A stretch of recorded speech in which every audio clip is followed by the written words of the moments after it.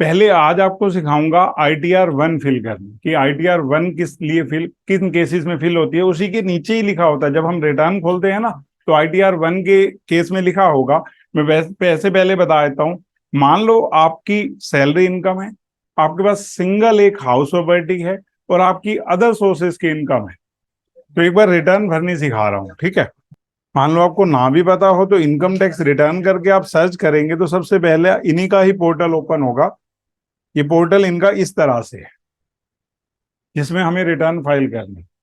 अगर हमने अभी तक कभी भी इनके पोर्टल कर के ऊपर जिस पर्सन की रिटर्न भर रहे हैं वो पहली बार रिटर्न भर रहा है, तो उसको रजिस्टर करना पड़ता है। मतलब जो सबसे पहली बार अगर पोर्टल पे रिटर्न फर्स्ट टाइम फिल करनी है तो पहले क्या करना पड़ेगा, रजिस्टर। रजिस्टर में जाकर वो रजिस्टर करना मैं आपको सिखा दूंगा, अगर किसी नए पर्सन का करना होगा। अभी ये जिनका मैं रिटर्न भर रहा हूँ ये ऑलरेडी रजिस्टर्ड है। अब ऑलरेडी रजिस्टर्ड है तो हमें जाना होता है लॉगिन। लॉगिन के अंदर अगर हम बात करें तो ये पहले यूजर आईडी फिल करने के लिए कह रहा है, जिसमें हमारा सिर्फ पैन होता है। तो यहां हम अपना पैन फिल करेंगे। और मेरे को पहले ये बताना है कि मान लो किसी की भी आप रिटर्न भर रहे हो ना, तो उससे रिलेटेड जो जो इन्फॉर्मेशन चाहिए वो आपको पहले से पता होने चाहिए कि क्या क्या है, और वो आप इनकी डिटेल करके रखेंगे। तो इन द सेंस मैं जिस पर्सन की रिटर्न भर रहा हूँ वो एक रिटायर्ड पर्सन है, सीनियर सिटीजन है, और उनको सिर्फ दो ही इनकम आ रही है, एक पेंशन से और दूसरा इंटरेस्ट से। मतलब जो पेंशन है वो उनके बैंक अकाउंट में क्रेडिट होती रहती है। तो उन्होंने हमें अपनी सिर्फ पासबुक दी है, और उस पासबुक के अकॉर्डिंग मंथ वाइज हमने पहले ही टोटल कर लिया है कि किस महीने कितनी पेंशन आई, और इस सारों का हो गया टोटल।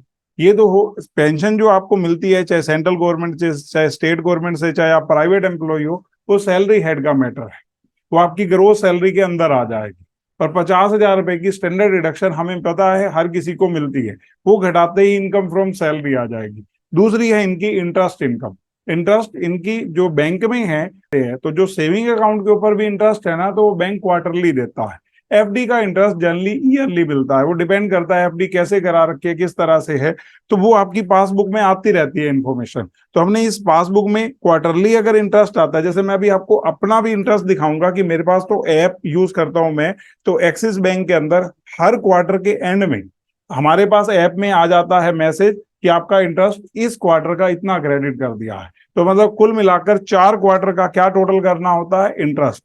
जो इंटरेस्ट आपका सेविंग अकाउंट का होता है, एक एफडी का इंटरेस्ट होगा, एक सेविंग अकाउंट का इंटरेस्ट होगा, दोनों के दोनों इंटरेस्ट अदर सोर्सेज में चार्जेबल होते हैं। मतलब हमें अदर सोर्सेज में लिखना है। अब अगर आप अदर देन सीनियर सिटीजन हो तो उसके केस में तो जो सेविंग अकाउंट का इंटरेस्ट है उसकी 80 की डिडक्शन मिलेगी, जिसकी मैक्सिमम लिमिट है 10,000 रुपए। मतलब अगर इंटरेस्ट कम है तो वो, अगर इंटरेस्ट ज्यादा है तो 10,000 से ज्यादा वो एक्सेप्ट ही नहीं करेगा। लेकिन जिनकी मैं फिल कर रहा हूं वो एक रेजिडेंट सीनियर सिटीजन है, तो इनके लिए 80 है।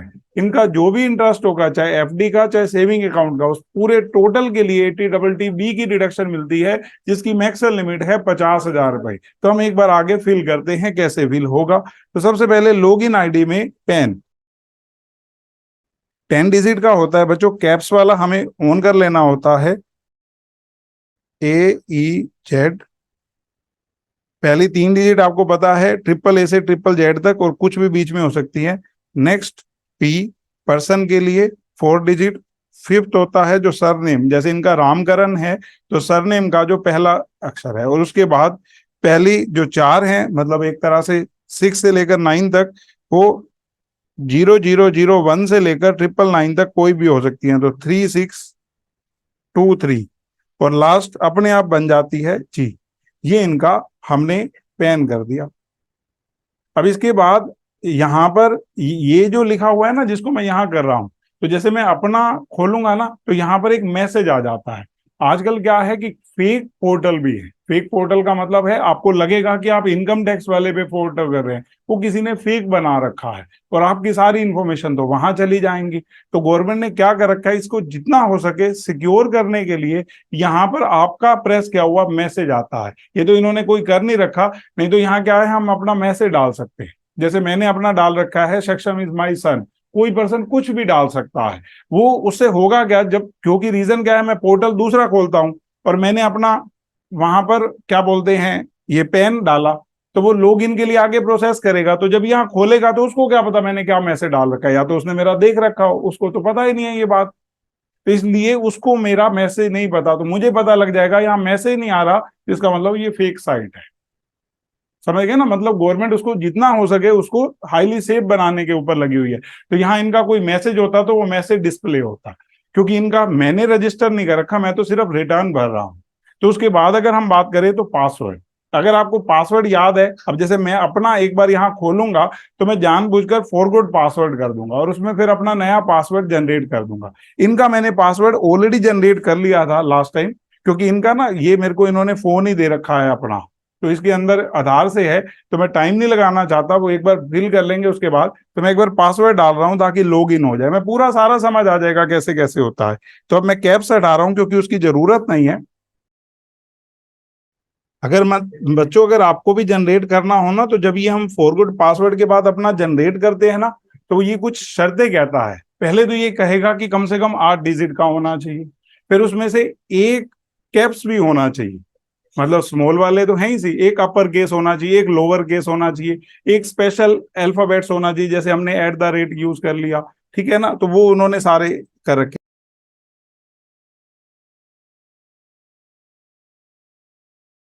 ये अब आ गए, ठीक है। अब हमने, क्योंकि मैं ऑलरेडी इनका फिल कर रहा था, तो अब हम यहाँ पर कभी भी किसी का भी रिटर्न फाइल करते हैं तो यहाँ पर सबसे पहले ऊपर फाइल नाउ आता है, इसमें हमें जाना है फाइल नाउ, क्योंकि generally chartered accountant return file करने में सैलरीड पर्सन की 5 या 10 मिनट से ज्यादा नहीं लेता, उसको कुछ करना ही नहीं होता, उसको सिर्फ क्या है, फाइल नाउ, उसको सीधा स्टेप पता है, जल्दी जल्दी फिल कर देता है। जैसे अगर आप सागर से रजिस्ट्रेशन कराओ तो मुश्किल से 5 या 10 मिनट लेगा, क्योंकि उसका सारे दिन का यही काम है कि जो भी बच्चे रजिस्ट्रेशन कराते हैं तो उसको जल्दी जल्दी करना होता है। वैसे ही सीए के पास रिटर्न आती है, तो वो क्या है, 5-10 मिनट में ही क्या फाइल कर देते हैं, रिटर्न फाइल कर देते हैं। तो फाइल नाउ में गए, अब यहाँ असेसमेंट ईयर, सबसे लेटेस्ट ईयर वाला ही फाइल करना है, तो हमारा है असेसमेंट ईयर 23-24, यानी कि प्रीवियस ईयर 22-23 ऑनलाइन हमें फिल करनी है।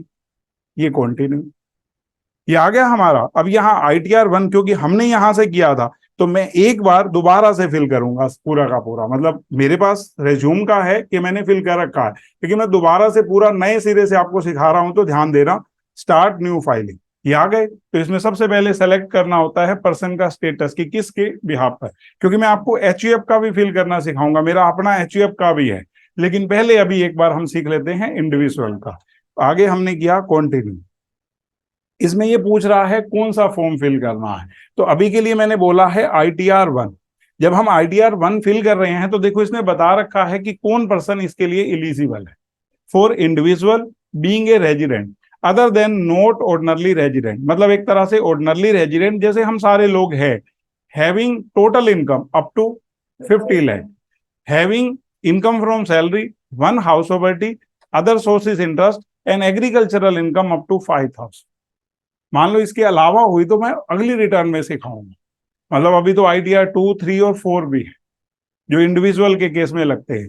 Note for an individual who is either director in a company or has invested in unlisted equity share or in cases where TDS has been deducted under section 194N or if income tax is deferred on ESOP। तो मतलब इनका ये कोई भी case नहीं है, तो इसलिए इनके लिए नॉर्मल रिटर्न ITR 1 ही बोली जाती। जैसे जैसे वो सारी सीखेंगे आपको सारों के रिगार्डिंग आ जाएगा, ये ठीक है। तो अब हम आ गए प्रोसीड्स विद ITR 1। अब अगर हम इसमें चलें तो अब हमें इसको फिल करना है, इसने आपको बता भी दिया है कि करना क्या है। वैलिडेट यूर रिटर्न ब्रेकअप, जो अभी हमसे करवाएगा, लास्ट में जो आप सारी कर दोगे तो उसके बाद एक समरी आ जाएगी जिसको आपको वेरीफाई करना है, कंफर्म करना है, और लास्ट में verify and submit your return. Verify कैसे होता है, आधार OTP के थ्रू। आपको पासवर्ड भी आज की डेट पर इतना सही सिस्टम कर रखा है, मान लो मैंने पिछले साल किसी चार्टर्ड से फिल कराई थी, इस साल मुझे उससे फिल नहीं करानी, तो मैं उस पर डिपेंडेंट नहीं हूं, क्योंकि लॉगिन आईडी में आपका पैन ही रहना है, और फॉरगॉट पासवर्ड से वो आपके आधार वाले मोबाइल नंबर पे आप जब चाहो अपना पासवर्ड क्या कर सकते हो, चेंज कर सकते हो। मतलब उस चार्टर्ड को पता ही नहीं लगेगा और आप पासवर्ड चेंज करके बैठे हो, क्योंकि वो सब कंट्रोल आपके हाथ में है, उनके हाथ, मतलब किसी और पर्सन के हाथ में नहीं है। तो लास्ट में E-वेरीफाई भी आपके ही नंबर से होगा। तो ये अगर हम बात करें तो ये तीनों स्टेप होने हैं इसमें। तो लेट गेट स्टार्टेड, तो हमने शुरू किया। इसमें देखो बच्चों, जब हमने रिटर्न का चैप्टर पढ़ा तो उसमें पढ़ा 139(1) कौन पर्सन लायबल होता है। फर्म और कंपनी तो है ही लायबल, मतलब उनके लिए मैंडेटरी रिटर्न है, चाहे लॉस हो जाए। बाकी पर्सन के लिए हमने पढ़ा कि अगर उनकी इनकम बेसिक एग्जम्पशन लिमिट से ज्यादा हो, इनका यही सेम केस है। मतलब जीटीआई की बात हो रही है, इवन 54 की एग्जम्पशन लेने से पहले वो कितने से ज्यादा हो, बेसिक एग्जम्पशन लिमिट से। अगर ना हो, मान लो किसी की नहीं है, उसको बावजूद उसको रिटर्न क्यों फिल करना पड़ रहा है? वो फॉरेन ट्रेवल करके आए, या कोई फैमिली मेंबर जिसके लिए पैसे उसने पे किए हैं और 2 लाख से ज्यादा का अमाउंट खर्च हुआ है, बैंक में उसने अपने अकाउंट में पैसे डिपॉजिट कराए हैं जो करंट अकाउंट होता है 1 करोड़ रुपए से ज्यादा, या फिर उसका इलेक्ट्रिसिटी का जो बिल आया है साल भर का टोटल वो 1 लाख रुपए से ज्यादा है, तो इन कारणों से भी उसको क्या फिल करना पड़ सकता है? रिटर्न। अगर आप फर्स्ट फिल कर देंगे तो बस बात होगा कि इनकम ज्यादा है, सेकंड करेंगे तो फिर वो ऑप्शन पूछेगा भाई कौन सी, और अगर आप वॉलंटरली भरना चाहते हैं, आप इनमें से किसी में भी नहीं है, तो अदर्स। तो हम आगे taxable income is more than basic exemption limit, जो इनका केस है, तो ये आगे हम चले कंटिन्यू। अब ये 5 स्टेप पे फिल होनी है। 5 स्टेप क्या है? पहली, पर्सनल इंफॉर्मेशन। जनरली हमें पर्सनल इंफॉर्मेशन में कुछ भी फिल नहीं करना पड़ता। पर्सनल इंफॉर्मेशन का मतलब है आपके रिगार्डिंग डिटेल, आपका एड्रेस होगा उसमें लिखा हुआ, आपका बैंक अकाउंट होगा, कौन सा प्राइमरी है जिसमें अगर आपका रिफंड आना है तो वहां आएगा, मतलब वो आपकी पर्सनल इंफॉर्मेशन है। दूसरी है इंफॉर्मेशन आपकी जीटीआई से, salary income, house operative income, other sources की इनकम। इसमें पीजीबीपी नहीं आएगी क्योंकि आईटीआर में उसने क्लियर किया कि आपकी कौन कौन सी इनकम आनी है, तो उसमें 3 ही सोर्स की इनकम हो सकती है, तो वो 3 सोर्स ही हमें दिखाएगा। उसके बाद आपकी आ जाएंगी डिडक्शन, जो 80C टू 80U तक की है। उसके बाद जैसे ही हम उसको फिल करेंगे तो ऑटोमेटिकली हमारा टैक्स आ जाएगा। तो अगर हमने ऑलरेडी पे कर रखा है, इनका तो नील बनता है, अगर हमने ऑलरेडी पे कर रखा है तो फिर लास्ट में आ जाएगा, नहीं पे कर रखा, कुछ कम पे कर रखा है, कुछ एडवांस टैक्स गया हुआ है बाकी रहता है, तो ऑटोमेटिकली टोटल टैक्स लाइबिलिटी में नेट अमाउंट आ जाएगा। तो आप वो पे कर देंगे तो रिटर्न प्रोसीड करेंगे, वो समरी जनरेट हो जाएगी, उसको आप कंफर्म करेंगे तो वो ई आपका वेरीफाई कर लेगा। और इसमें सबसे खास बात यह है कि ऑटोमेटिकली सेव होता रहता है। मान लो अभी मैं इसको इससे जैसे पर्सनल इंफॉर्मेशन फिल की और फिर मेरे को कोई काम पड़ गया और मैंने इसको बंद कर दिया, तो जब मैं ओपन करूंगा तो वो रेज्यूम से शुरू करेगा। जैसे हम आज की डेट पर कोई भी एप्लीकेशन पे कोई चीज देखते हैं, तो वो मान लो प्रोग्राम आपने वहीं से देखना है जहां से छोड़ा था, तो रेज्यूम होता है, रेज्यूम का मतलब वहीं से स्टार्ट होगा, तो ये भी वहीं से स्टार्ट होती है, आपको दोबारा से नए सिरे से शुरुआत नहीं करनी पड़ेगी। समझ गए ना? एक बार फिल कर दी इंफॉर्मेशन, आपको चेंज करनी है तो आप नए से कर सकते हो, लेकिन वो आपको ऑप्शन देगा कि आप वहीं से शुरू करो जहां छोड़ा था। तो अब हमने यहां पर आगे बढ़े हम लोग, तो ये पर्सनल इंफॉर्मेशन में मैं गया। मेरे को पर्सनल इंफॉर्मेशन में आप देखो, इनका नेम आ गया, लास्ट नेम आ गया, पैन आ गया, ये सारी ऑटो फिल होती है अगर आप एम्प्लॉय हो तो। अगर जैसे मामा मैं मान लो एम्प्लॉय नहीं हो तो मुझे ये नहीं फिल करना, क्योंकि हम आईटीआर भर ही उसी लिए रहे हैं कि अगर किसी की सैलरी इनकम है, हाउस प्रॉपर्टी एक है और अदर सोर्सेज है, तो यहाँ इसलिए वो पूछ रहा है। तो इनमें अगर नहीं है तो नॉट एप्लीकेबल में आ जाएंगे। वैसे ये क्या है? स्टेट गवर्नमेंट, हरियाणा गवर्नमेंट से रिटायर्ड हैं पेंशनर्स, तो ये हमने यहाँ फिल कर दी। वो आपकी जैसी एम्प्लॉयमेंट होगी, मान लो मैं प्राइवेट जॉब कर रहा हूँ तो पब्लिक सेक्टर अंडरटेकिंग का मतलब तो गवर्नमेंट के अंडर हो गया, उसमें अदर्स में आ जाऊंगा तो यहाँ आप अदर एम्प्लॉय हो गए। और अगर आप एम्प्लॉय है ही नहीं तो फिर उस केस में जैसे फैमिली पेंशन आती है कहीं होगी तो फैमिली पेंशन में आ जाएगा। तो यहाँ अगर हम बात करें तो ये स्टेट गवर्नमेंट पेंशनर कौन सा रिटर्न फाइल कर रहे हैं? अभी तो 139(1) ही है, क्योंकि ड्यू डेट के अंदर अंदर फाइल कर रहे हैं। ठीक है, ये बिलेटेड कब हाईलाइट हो जाएगा? अभी देखो हाईलाइट ही नहीं हो रहा। बिलेटेड कब हाईलाइट हो जाएगा? आफ्टर 31 जुलाई। और अगर हम रिवाइज रिटर्न की बात करें, अभी मैं फिल कर दूं और मुझे कल लगे कि उसमें कुछ गलती हो गई थी, तो रिवाइज रिटर्न फाइल होगा, क्योंकि एक बार ई वेरीफाई होने के बाद आपको रिवाइज ही करना पड़ता। ई वेरीफाई नहीं करते आप तो वो अभी अभी फाइल ही नहीं हुआ, वो उसको जब चाहें आप चेंज करो, वो ड्राफ्ट वर्जन है, वो तो एक तरह से डिपार्टमेंट तक पहुंची ही नहीं बात। तो कंडोनेशन ऑफ डिले ये तब होता होगा ना कि जैसे मान लो आपका जो टाइम पीरियड है वो बीत जाए और उसको एक्स्ट्रा टाइम आपको अलो किया जाए, तो उसके लिए आपके पैन पर स्पेशल परमिशन होगी उनकी। इसके बाद है फाइल टू नोटिस। मान लो आपने नॉर्मल रिटर्न नहीं भरा तो आपके पास नोटिस आएगा, तो उसके रिस्पॉन्स में जब भरा फिल होगा। कोई डिफेक्टिव रिटर्न हो गई उनके कारण, आगे बढ़े बच्चों, अब ये पूछ रहा है are you opting for new tax regime under section 115 BAC। तो अगर इनका देखूं तो टैक्स बनता ही नहीं है, चाहे हम ऑप्ट करें या ना करें एक ही बात है। तो हम एक बार नो कर रहे हैं। नो इसलिए कर रहा हूं क्योंकि अगर हमने इसको ऑप्ट कर लिया तो जो 80C टू 80U की डिडक्शन है वो नहीं मिलेंगी, जो सैलरी हेड में 50,000 रुपए की स्टैंडर्ड डिडक्शन है वो नहीं मिलेगी, मतलब स्लैब रेट नया। तो हम क्यों करेंगे, हम नो ही कर रहे हैं। इसके बाद अगर आप देखो तो इसमें ना इन्होंने बैंक की डिटेल होती है, जैसे इनके 2 बैंक अकाउंट है तो उसमें प्राइमरी वाले की यहाँ इंफॉर्मेशन होती है, सिलेक्टेड फॉर रिफंड। जैसे मैं अपने 2 अकाउंट हैं तो एक्सिस बैंक वाले में मैं रिफंड चाहता हूं तो उसको मैंने प्राइमरी बना रखा है, और दूसरा जो मेरा बैंक अकाउंट है वो सेकेंडरी हो गया। हालांकि दोनों के इंटरेस्ट, दोनों का सब कुछ आना होता है यहाँ, और आपका एक दो से भी ज्यादा है तो ऐड कर सकते हो आप अनदर, उसकी डिटेल देनी है। गवर्नमेंट के पास फुल टू इंफॉर्मेशन रहेंगी। अब ये कंफर्म, ये हमारा एक स्टेप पूरा हो। और सबसे खास बात है जब हम पूरा करके पहुंचेंगे ना, और मान लो आपने कोई गलती कर दी, इस तरह की गलती है जिसको टेक्निकल मिस्टेक कह सकते हो, तो ये आगे प्रोसीड ही नहीं करेगा, ये आपको बता देगा कि वो गलती है और उसको सही करो। समझ गए ना, कोई कॉलम फिल करना रह गया जिसके ऊपर स्टार नहीं था लेकिन जरूरी था, तो ये आपको वहां ले जाएगा। वैसे हम लोग पूरा आराम से फिल करके जाएंगे, कोई प्रॉब्लम नहीं है। तो अब हमें कहाँ जाना है, GTI पर। तो एक बार GTI करते हैं हम लोग। अब यहाँ ना ये सबसे पहले ही पूछ लेता है कि आपको इनमें से कोई एग्जम्पशन है।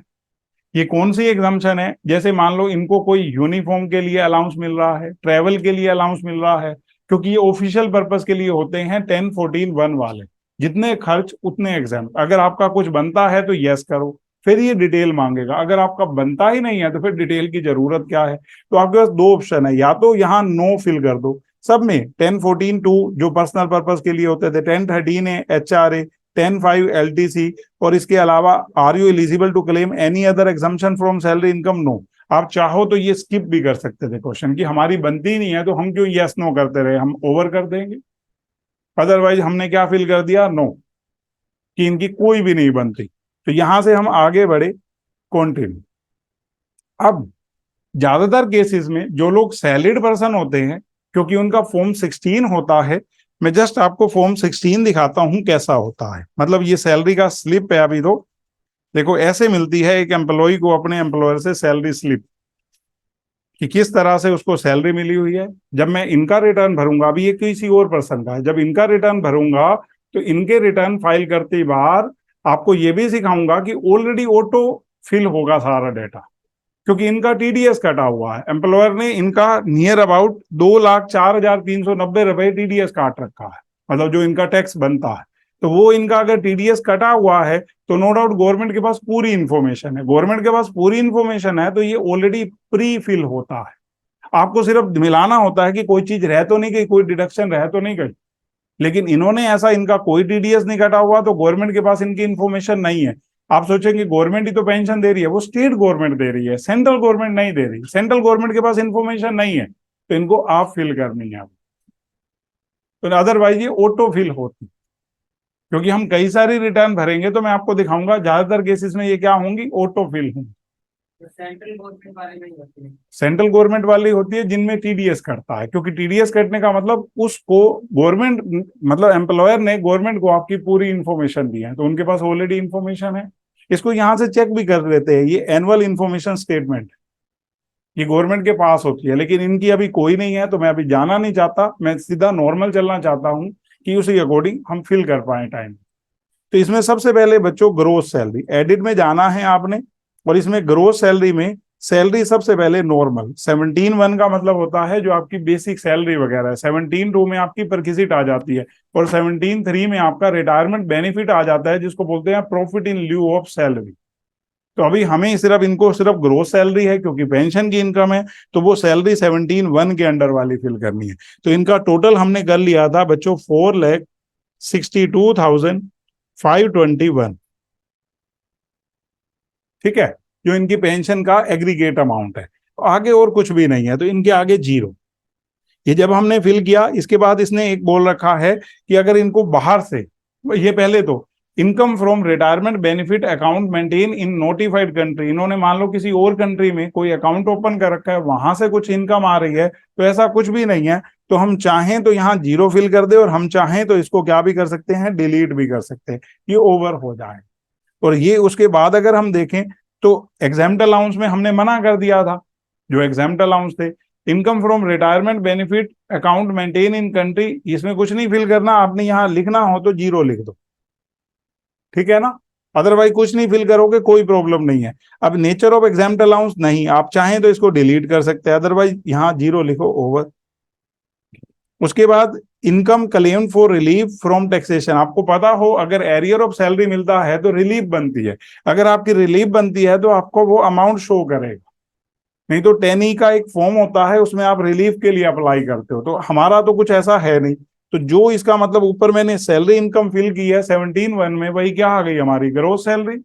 अब इसमें से ऑटोमेटिकली 50,000 की स्टैंडर्ड डिडक्शन है, क्योंकि वो तो सबको मिलनी ही मिलनी है। उसके बाकी दो की अगर आपकी बनती है तो बताओ, एंटरटेनमेंट अलाउंस या प्रोफेशन टैक्स, नहीं बनती तो यही इनकम फ्रॉम सैलरी होगी, 4,12,521। यहां तक ओके है। अब इसके बाद अगर आप देखो तो मैंने आपको ये सिस्टम करा रहा हूं, सैलरी हेड, हाउस ऑफर्टी, एक हाउस के आप ओनर हो, और इसके अलावा अदर सोर्सेज, तो ये सैलरी इनकम फिल करते ही नीचे ये हाउस ऑफर्टी का आ गया, अगर आपको डिटेल फिल करनी हो, नहीं है तो बस हमारी मान लो सेल्फ ऑक्यूपाइड प्रॉपर्टी है, कोई लोन नहीं ले रखा, तो इंटरेस्ट कुछ बनता ही नहीं है, तो जीरो है, तो कुछ करने की जरूरत नहीं, ऑटोमेटिकली जीरो शो कर रहा है। इसके बाद आपको क्या फिल करना है, इनकम फ्रॉम अदर सोर्सेज, तो हम आ गए अदर सोर्सेज। अब अदर सोर्सेज में देखो क्या क्या पूछ रहा है, do you have interest income from saving bank account in India. अगर मैं यहाँ बात करूं तो इन्होंने कोई एफडी नहीं करा रखी, इनका सीधा यही इंटरेस्ट बन रहा है, सेविंग अकाउंट में पेंशन आती है, उसी में से कुछ पैसे निकाल लेते हैं, वहीं पैसे जमा है, ठीक है, तो मतलब इनका इंटरेस्ट है, तो हम यहाँ पर लिख देंगे यस। जैसे ही यस करेंगे ये आगे पूछेगा अमाउंट बता, जैसे ही यस करेंगे ये तुरंत क्या पूछ लेगा, अमाउंट। तो अब हमने यहाँ अमाउंट फिल कर देना है टोटल इंटरेस्ट का, जो कि इनका बन रहा है 10,800, और कोई इंटरेस्ट नहीं है, तो इसलिए हम उसके आगे क्या है, नो ऑलरेडी फिल है, हमें कुछ भी नहीं करना, और ये हमने कंटिन्यू कर दिया। तो ये हमारी ग्रोस टोटल इनकम आ गई 4,23,321। अगर हम देखें तो यहाँ नीचे एग्जेम्प्ट इनकम है, अगर हमें कोई एग्जेम्प्ट इनकम गवर्नमेंट को डिस्क्लोज करनी है ताकि हमारी व्हाइट मनी भी बन जाए और टैक्स भी बच जाए, तो हम वो डिस्क्लोज कर सकते हैं। उसके बाद अगर हम यहाँ कुछ भी फिल नहीं कर रहे, इसके बाद आपने यहाँ कंफर्म किया, तो हमारे सेकंड स्टेप हो गया ग्रोस टोटल इनकम, आ गए हम डिडक्शंस में। अभी हम चाहें तो रिडक्शन क्लेम कर सकते हैं, जैसे ये पूछ रहे हैं are you eligible to claim any deduction for donation paid, no, इनकी कोई रिडक्शन नहीं है। साइंटिफिक रिसर्च और रूरल डेवलपमेंट के लिए अगर डोनेशन दिया हो, नहीं, ये हमारी 80G के अंडर आती है जो हमने पढ़ रखा है, ये हमारी आती है 80GG के under.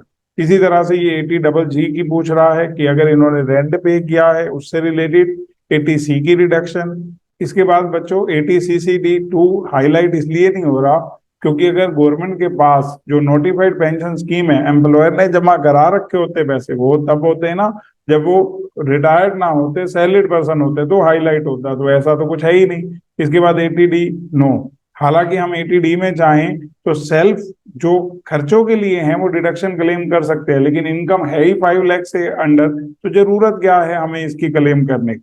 Similarly as per information available with department you have made payment toward interest on loan taken for higher education, 80E हमें पता है नो। 80TTB की रिडक्शन बनती है, जितना हमारा इंटरेस्ट है उतने की ही बनेगी हमारी रिडक्शन। तो 80TTB की अब जब हमने किया है तो अभी हमसे ये डिटेल ले लेगा, are you eligible to claim any other deduction, no, ये हमने कंटिन्यू किया, तब ये पूछ रहा है। अब हमने 80TTB की क्लेम की है, तो 80TTB के अंडर अगर हम देखें तो हमें यहाँ डिडक्शन फिल करनी, तो यहाँ हमने फिल किया 10,800, क्योंकि अगर ये सीनियर सिटीजन है तो 80TTB, नॉर्मल पर्सन होते तो 80TTA जिनकी एज 60 ईयर से कम होती है। और अब अगर हम यहाँ 10,800 की बात कर रहे हैं तो मैक्सिमम लिमिट 50,000 है, 80TTA के अंदर मैक्सिमम लिमिट 10,000 होती है, तो ये हमने यहाँ फिल कर दिया, इसको ऐड कर दिया हम। अब ये ऐड करते ही यहाँ हमारी टोटल डिडक्शन 10,800 की आ गई, कंफर्म। इसके बाद बच्चों टैक्स पेड। तो इसके अंदर अगर आपने कोई टैक्स पे कर रखा है, चाहे टीडीएस चाहे टीसीएस कुछ भी, तो ऐसा कुछ भी नहीं है, जीरो है, तो कंफर्म। उसके बाद टोटल टैक्स लाइबिलिटी कुछ भी नहीं बनती, क्योंकि जो टैक्स बनता है उतने की ही रिबेट मिल जानी है, क्योंकि टोटल इनकम 5 लाख से कम है। तो हमें जस्ट इसको कंफर्म करना है। ये हमने कंफर्म कर दिया तो बच्चों देखो ये सब आ गया। अब ये आपने प्रोसीड करना है। प्रोसीड करने के बाद सेकंड स्टेप में आ गए कंफर्म योर रिटर्न समरी। इसमें ये पूरी की पूरी रिटर्न समरी है, तो ये सब इंफॉर्मेशन आ गई। इसमें अब हमें यहाँ सेलेक्ट करना है, और कुछ फिल करने की जरूरत नहीं है, और आप सीधा यहाँ फिल करें प्रोसीड टू प्रोसीड। ये इसलिए करते हैं क्योंकि इन्होंने लास्ट में वेरीफाई करानी है हमारी। वेरीफाई कैसे होती है अभी करेंगे। तो ये प्रोसीड टू वैलिडेशन।